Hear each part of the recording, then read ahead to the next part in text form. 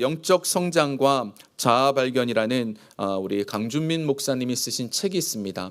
이게 굉장히 오래전에 나온 책인데 유명한 책이에요. 그래서 영적으로 우리 그리스도인이 성장하려면 내가 지금 누구인지, 내가 지금 어떤 상태인지 그걸 알아야 된다라는 것입니다. 그런데 이 책에서도 말하고 있고 성경에서도 말하고 있는 것은 내가 지금 어떤 상태인지, 내 모습이 어떤지를 알 때 우리는 성장할 수 있습니다.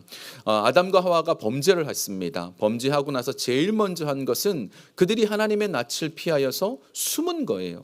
근데 하나님께서 말씀하셨습니다. 아담아, 아담아, 네가 어디 있느냐? 이건 아담이 어디 있는지 몰라서 하나님께서 물어보신 건 아니죠. 이것은 지금 아담의 상태가 어떠냐라고 하나님께서 물어보시는 겁니다. 예수님께서도 마찬가지셨습니다. 예수님께서도 우리가 어떤 상태인지를 알고 깨닫고 성장하는 것을 참 중요하게 여기셨어요.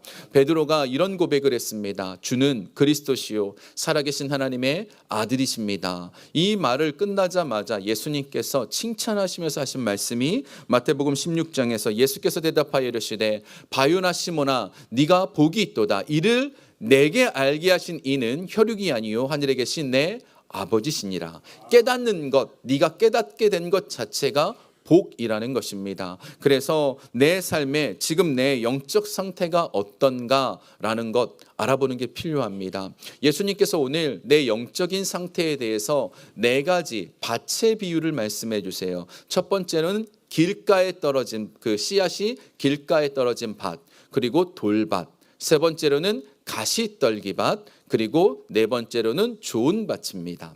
먼저 우리 길가에 대해서 먼저 살펴보겠습니다. 오늘 이 네 가지를 살펴볼 건데 나는 지금 어떤 밭인지, 내 상태가 어떤지 한번 생각해 보세요. 길가밭은요, 오늘 본문 4장 4절에 나옵니다. 함께 좀 읽어보겠습니다.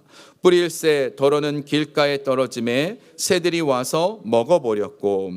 지금 길이라는 것, 여러분 길은 어떤 특징이 있지요? 길은 단단합니다.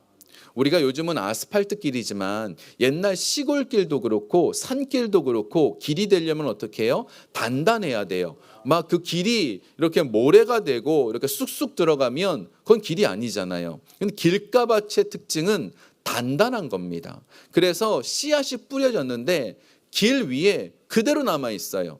흙으로 이렇게 들어가지를 못하는 겁니다. 그랬더니만 새들이 와서 먹어버렸다라고 얘기합니다. 새가 무엇인지 우리 다 잘 알죠? 마귀입니다. 마귀가 와서 하나님의 말씀이, 하나님의 복음이 뿌려졌는데 그냥 주워 먹는 거예요. 근데 이런 생각이 들지요. 길가밭이 그럼 누굴까요? 예수 안 믿는 사람이라고 생각할 수 있겠지만 그뿐만 아니라 오늘 이 같은 내용을 마태복음 13장에서는 이렇게 표현을 했습니다. 아무나 천국 말씀을 듣고 깨닫지 못할 때는 악한 자가 와서 그 마음에 뿌려진 것을 빼앗나니 이는 곧 길가에 뿌려진 자요. 길가에 지금 표현을 할 때 천국 말씀을 듣고 깨닫지 못하는 사람이 길가밭입니다. 그러니까 예수 안 믿는 사람뿐만 아니라 말씀이 지금 증거되고 있는데 이 말씀을 어떨 때는 받아요. 이건 오늘 은혜스러운 말씀이야, 축복의 말씀이야 하고는 받고, 어떨 때는 그냥 단단해가지고 안 받는 거죠. 이거는 오늘은 나에게 하는 말씀이 아니야. 회개하라는데 이거는 저 사람에게 하는 거야. 뭐 이런 마음이 든다. 그러면 길가밭입니다. 두 번째로 지금 돌밭에 대해서 표현하고 있어요. 5절과 6절 한번 보겠습니다. 함께 읽어볼까요? 더러는 흙이 얇은 돌밭에 떨어짐에 흙이 깊지 아니하므로 곧 싹이 나오나 해가 돋은 후에 타서 뿌리가 없으므로 말랐고. 지금 이 돌밭은 어떤 상태인가 하면요, 돌들 위에 흙이 얇게 덮여져 있는 거예요. 이스라엘의 대부분의 땅은 돌밭입니다. 그런데 그 돌밭에 바람 불잖아요. 영화 같은 데 보면 바람 불면 막 흙먼지 날리죠. 그러면 흙먼지가 돌 위에 쌓인 거예요. 그럼 얼핏 보면 이게 돌밭인지 뭐 아니면 좋은 땅인지 모른단 말이에요. 그런데 거기에 이렇게 씨앗이 딱 떨어졌습니다. 그런데 흙이 너무 얇으니까 씨앗이 내려가다가 말고 그냥 타버리는 거예요. 뿌리를 못 내리는 겁니다. 이런 사람이 누군가 하면 말씀을 들을 때 감동이 돼요.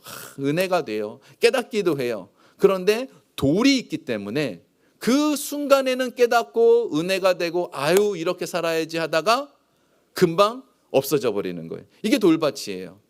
근데 이 돌밭의 사람들은요, 흙이 얇기 때문에 결심도 은혜도 오래 못 간다라는 특징이 있지요. 세 번째로는 가시떨기 밭입니다. 이 가시떨기 밭은요, 흙은 좋아요. 그런데 그 흙 위에 뭐가 있느냐? 가시가 있는 겁니다. 가시가. 우리 본문 한번 볼까요? 4장 7절입니다. 함께 읽겠습니다. 더러는 가시떨기에 떨어짐에 아멘. 여기 가시가 자라서 기운을 막았다라고 되어 있지요. 근데 이 가시가 자라 기운을 막았다라는 이 표현이 헬라어 원어로 보면요, 질식하듯이 꽉 조여냈다라는 뜻이에요. 그러니까 우리 지금 여러 가지 일들 때문에 이 환경들이 나를 꽉 조여매가지고 열매를 못 맺게 한다라는 겁니다. 그런데 이것에 대해서 이 마가복음 뒷부분에 보면 부연 설명을 해주셨어요. 이 가시떨기 밭이 어떤지 예수님께서 18절 19절에서 이렇게 설명해 주셨습니다. 제가 읽어볼게요.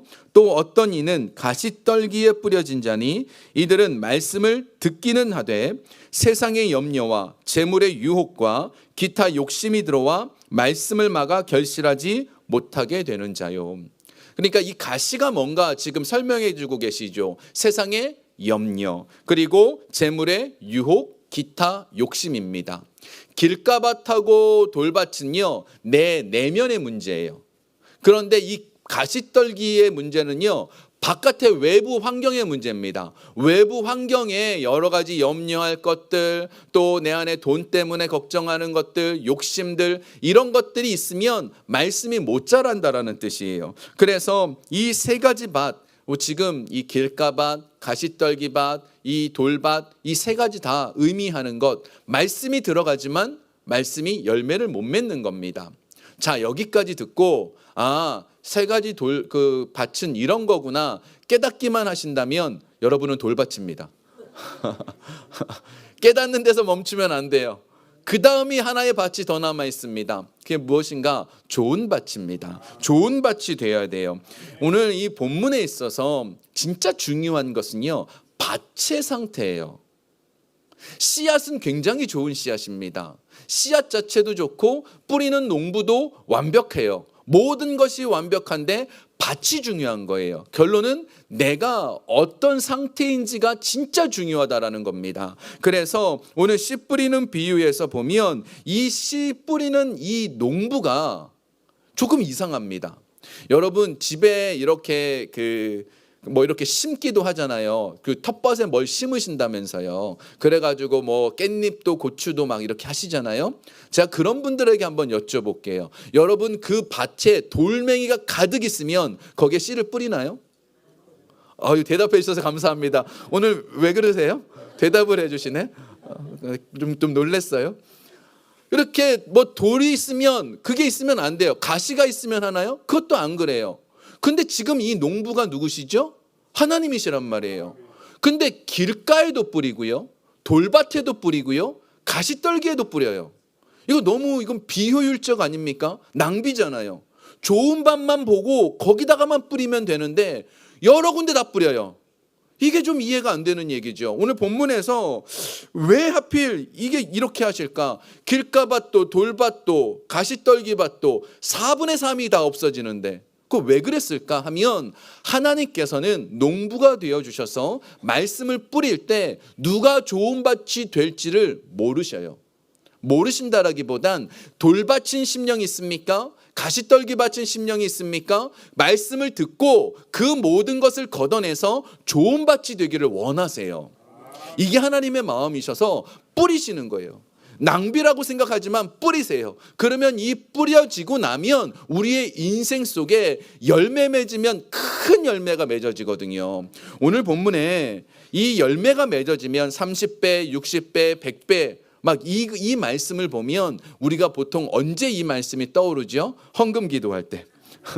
이게 30배 되게 해주시고 60배 뭐 적금 붙듯이 그런 생각이 드는데 여기서의 30배, 60배, 100배는 그 뜻이 아니에요. 어떤 물질적으로 엄청나게 많아진다라는 뜻이 아니고요. 예수 그리스도의 씨앗이 내게 뿌려져서 제대로 열매를 맺으면 엄청난 일들이 내게 일어난다라는 겁니다. 이 일에 대해서는 이따 좀 살펴볼 거고, 우리가 중요한 것은 그러므로 우리가 지금 우리 안에 있는 돌들이 있다면 걷어내야 돼요. 그리고 가시떨기가 있다면 그걸 치워내야 돼요. 그래서 옥토밭 같은 좋은 밭이 되는 게 진짜 중요합니다. 좋은 밭이 되기 위해서 첫 번째로 정말로 중요한 건 땅을 갈아엎어야 돼요. 내 마음의 심령에 있는 것들을 갈아엎어야 돼요. 그 첫 번째로 하는 방법이 뭐냐? 말을 바꿔야 됩니다. 내 언어 습관을 바꾸는 겁니다. 우리 한번 따라해 볼까요? 언어의 습관을 바꾸자. 한 번만 더 해보겠습니다. 언어의 습관을 바꾸자. 이게 왜 중요한가 하면 우리가 늘 말을 할 때 아유 난 안 돼, 난 못해, 왜 이런 일이 생겨, 당신은 왜 그래, 막 이런 말투, 부정적인 것들, 부정적인 말, 감사하지 못하는 말, 이런 말들을 좋은 말로 바꿔야 돼요. 자, 한번 제가 질문을 한번 해볼까요? 여러분들이 만약에 부정적인 말을 한번 한다고 해봅시다. 아까 가시떨기 밭이어서 염려가 있는 분들, 염려의 말을 한다고 한번 해봅시다. 염려하면 보통 우리가 뭐라고 말하죠? 제가 염려를 하도 안 해서 제가 잘 모르겠네요. 염려하면 아이고 이게 염려가 돼, 이거 어떡하지? 이거 막 근심이 돼, 아이고 죽을 것 같아, 막 이런 표현들 쓰시잖아요. 자, 그런 표현들을 쓰는 것을 듣고 하나님께서 야 네가 염려하는구나, 그래 너 그렇게 하면 안 되지 하고 걱정하시고 막 이렇게 위로해 주시고 그러실까요? 부정적인 말을 하면 야 네가 그 부정적인 일이 있을 수밖에 없어서 그렇구나, 야 내가 미안하다 그러실까요? 하나님 좋아하실까요? 의견도 대답을 안 해주세요. 하나님 부정적인 말하고 그 나쁜 말하고 그 불평의 말하면 하나님 들으시고 어떻게 생각하실까요? 안 좋아하신단 말이에요.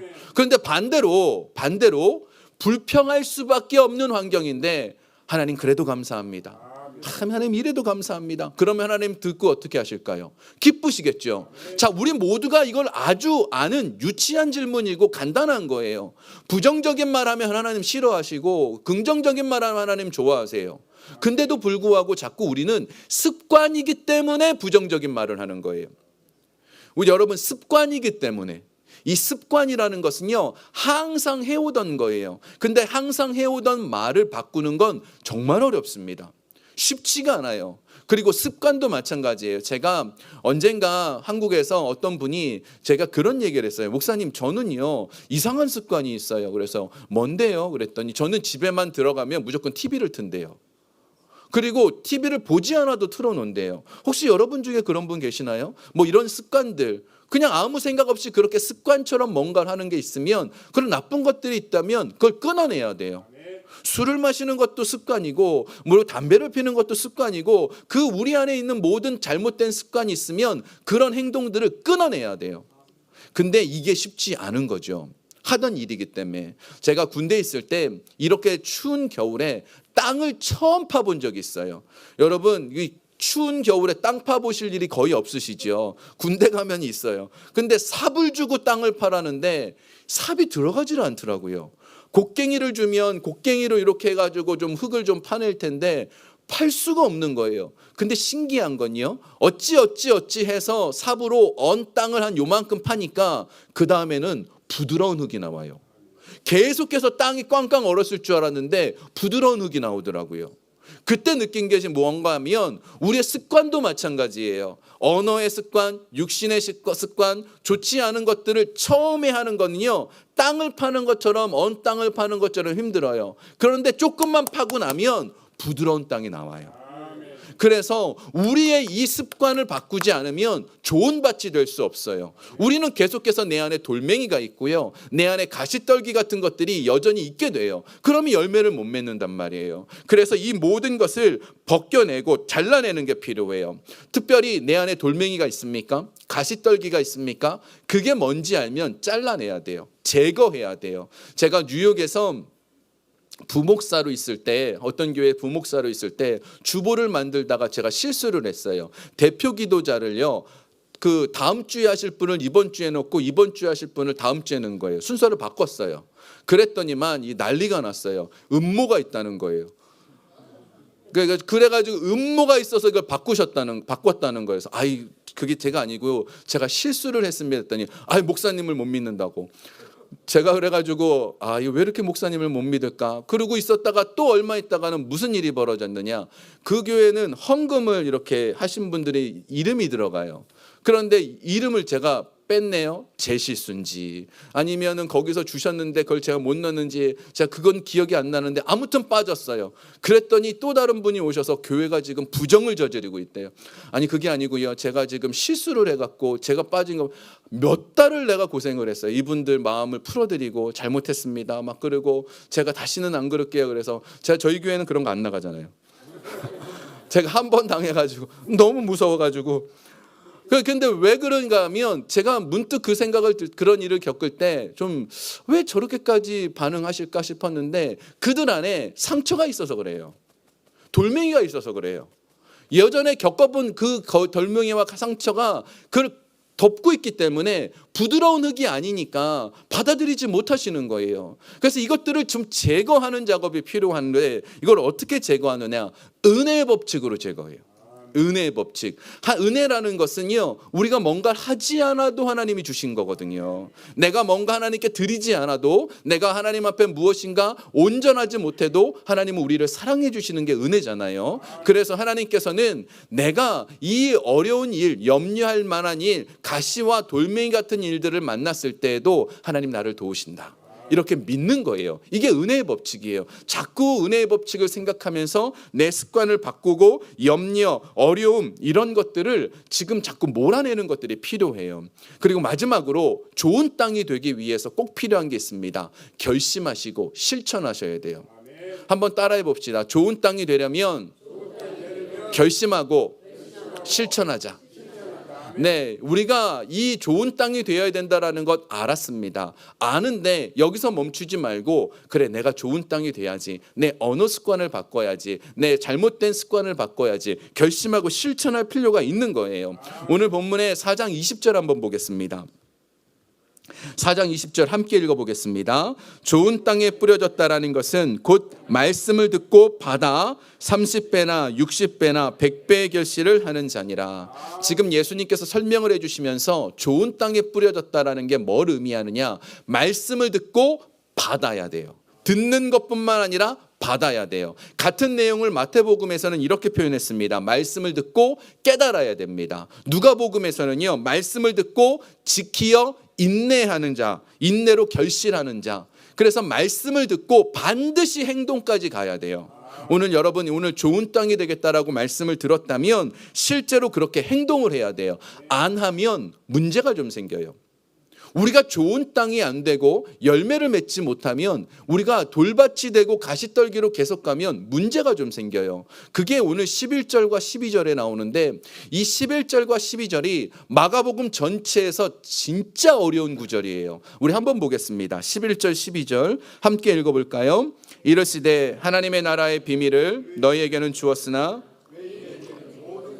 비유로 하나니 이는 그들로 보기는 보아도 알지 못하며 듣기는 들어도 깨닫지 못하게 하여 돌이켜 죄사람을 얻지 못하게 하려 함이라 하시고. 저기 지금 여기 지금 말씀을 보면 요 12절이 조금 이상하지 않나요? 우리가 말씀을 듣고 깨달았고 변화가 되고 죄사함을 받게 해야 된다라고 해야 되는데, 여기 지금 보면 깨닫지 못하게 하고 돌이켜 죄사함을 얻지 못하게 한다라는 뜻이 되어 있어요. 이게 지금 되게 굉장히 어려운 부분이에요. 아니, 왜 하나님의 말씀을 듣고 우리가 죄사함도 받고 깨달아야 되는데 왜 이걸 못하게 한다라고 표현할까? 근데 지금 이게 무슨 의미인가 하면, 하나님의 말씀을 들었는데 이 듣고 결실하지 못하고 열매 맺지 못하면은 죄사함의 은혜를 못 누린다는 뜻이에요. 이 은혜 속에 못 산다라는 뜻이에요.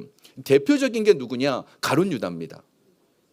예수님의 주옥 같은 말씀을 3년 반 동안 들었습니다. 매일매일 말씀을 들었어요. 와, 저 같은 이 사람이 아닌 예수님께서 직접 하신 그 권능을 보고 그 말씀을 직접 3년 반을 들었는데, 결국 가룟 유다가 어떻게 했지요? 그 말씀이 열매 맺지 못하니까 예수님을 팔았습니다.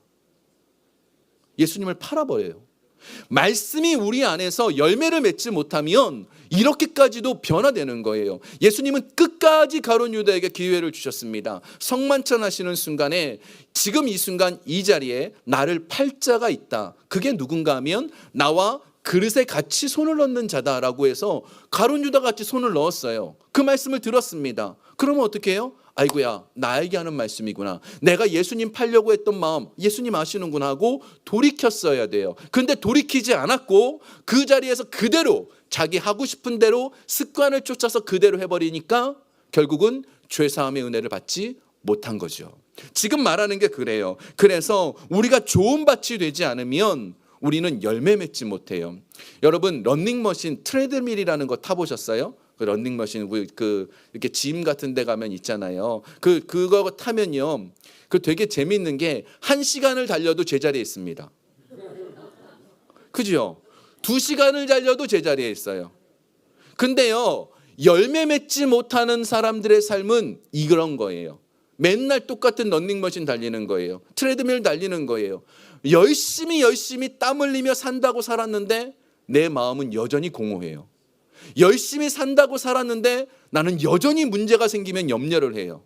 문제가 왔을 때 하나님 맡깁니다. 하나님 해결해 주세요. 하나님께서 모든 것 하시겠죠. 하나님 사랑합니다. 신뢰합니다. 이런 말이 안 나오고 염려하고 걱정하고 이걸 어떻게 하지 이걸 어떻게 하지 이런 마음이 드는 이유가 뭘까요? 우리 달리기를 지금 러닝머신에서 달리고 있기 때문에 그래요. 트레드머신에서 달리고 있기 때문에 그래요. 그래서 우리의 삶에 열매를 맺는 것이 정말 필요합니다. 열매를 맺는다라는 것, 이것은 아까 말씀드린 것처럼 물질의 축복을 받는 것이 아니에요. 그것은 우리로 말미암아 예수 그리스도의 복음이 증거돼서 주변에 엄청난 영향력을 주고 큰 능력이 나타나는 겁니다. 이것도 쉽게 설명해 드릴게요. 이번에 제가 한국에 갔을 때 우리 원로 목사님 통해서 권호중 집사님이라는 분의 간증에 대한 얘기를 들었어요. 우리 원로 목사님이 이 권호중 집사님하고 굉장히 친밀하시더라고요. 그래가지고 제가 꼭 한번 지금 우리 미국에 초청하고 싶은데 제가 보통 간증하시는 분들 초청하고 싶은 마음 드는 경우가 거의 없거든요. 제가 목회 28년 정도 되는 가운데 이분은 진짜 모시고 싶다라고 생각이 든 분이 몇 분 안 돼요. 근데 그분 중에 한 분이 이 권호중 집사님이에요. 여러분도 얼굴 보시면 아는 이 배우이신데 이분이 술도 방탕한 생활도 막 그러고 살고 계셨어요. 무늬만 교회 다니는 집사님이었어요. 그러다가 이분에게 아들이 있었는데 이 아들이 희귀병으로 점점 발전해 버린 거예요.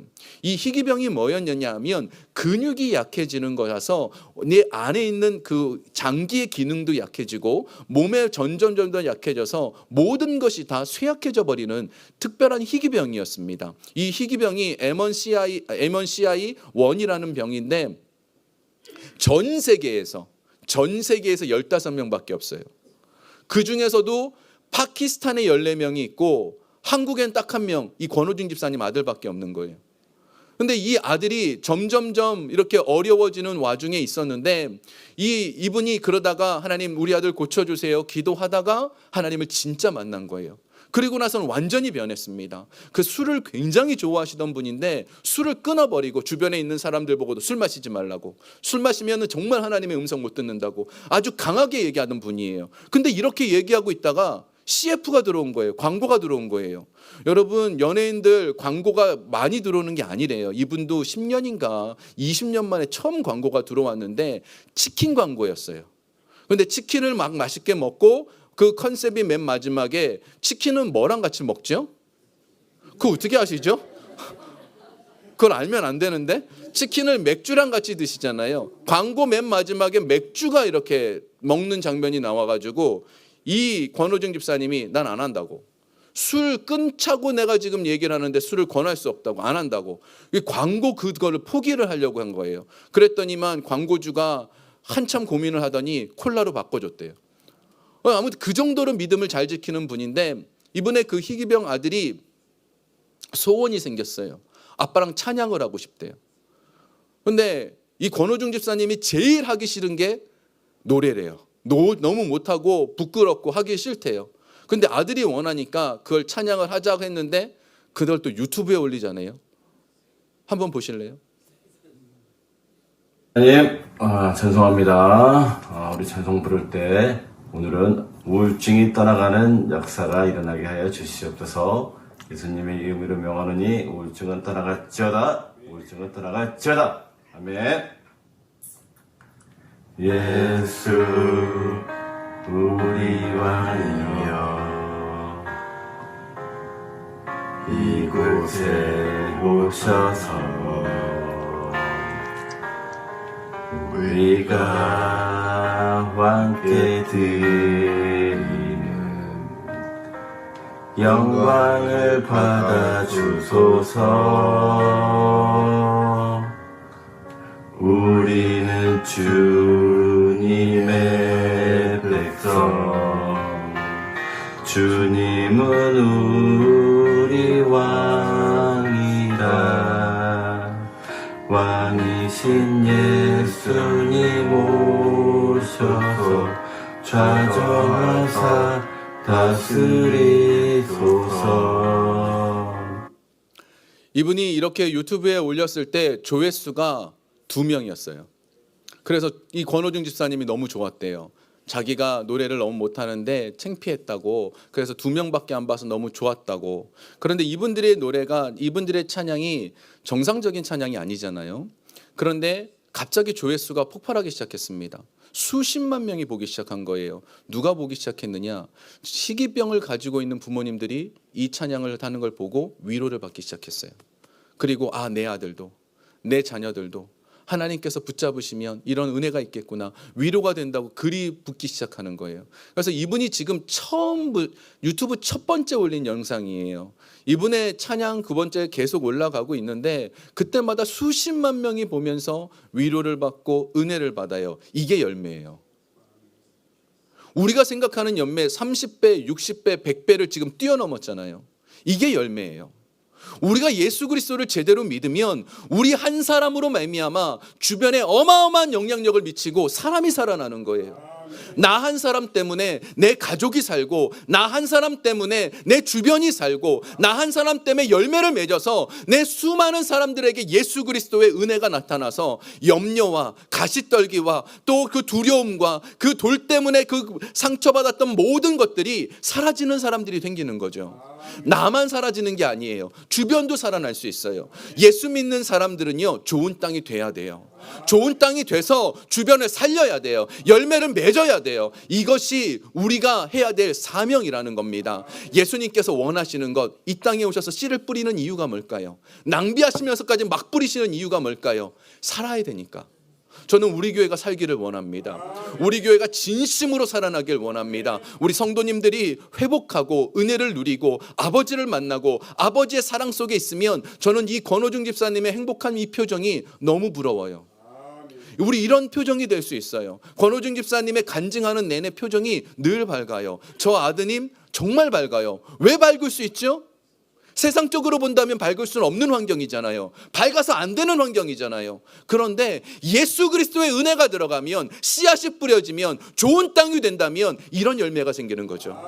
우리 이런 열매가 우리 안에 있게 달라고 여러분 기도할 수 있었으면 좋겠습니다. 내 안에 상처가 제거되고 내 안에 돌멩이들이 제거되어서 좋은 밭으로 바뀌어질 수 있게 달라고 기도하는 저와 여러분 되길 주의 이름으로 축원합니다.